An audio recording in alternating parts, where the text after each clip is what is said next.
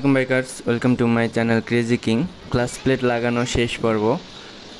তো সেই ক্ষেত্রে আমি প্রথম দ্বিতীয় তৃতীয় পর্বেও বলেছিলাম যে ক্লাস প্লেটে কীরকমভাবে সমস্যা হয় বা কীরকমভাবে লাগানো হচ্ছে।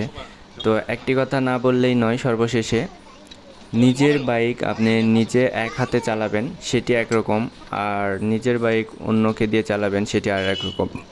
যখন আপনি নিজের বাইক নিজে চালাবেন একটু হলেও দয়া মায়া হবে, কিন্তু আপনার বাইকটি অন্য কাউকে দিবেন তো সে দয়া মায়া করে চালাবে না।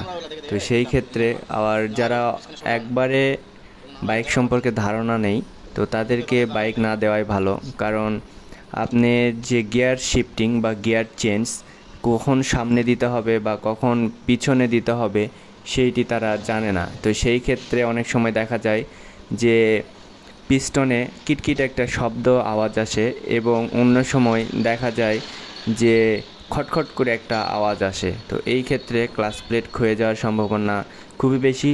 আর আরেকটি কথা না বললেই নয়, যেটি নিজের অভিজ্ঞতা থেকে বলতেছি, যে ইঞ্জিল ব্রেক ব্যবহার করা থেকে বিরত থাকুন।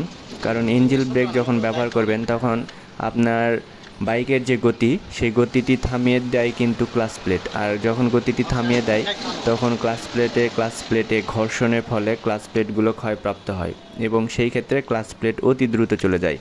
আর আমার বাইকটি প্রায় 8-10 বারের উপর হিল রাইড করা হয়েছে এবং চিটাগাং থেকে নওগাঁ যাওয়া আসা করেছি প্রায় 10-12 বারের উপর। তো সেই ক্ষেত্রে লং জার্নি হয়েছে। যাই হোক, ক্লাচ প্লেটটি লাগানোর পরে এখন আমার মেইনটেনেন্স এটি চেক করে দেখতেছে যে কি অবস্থা।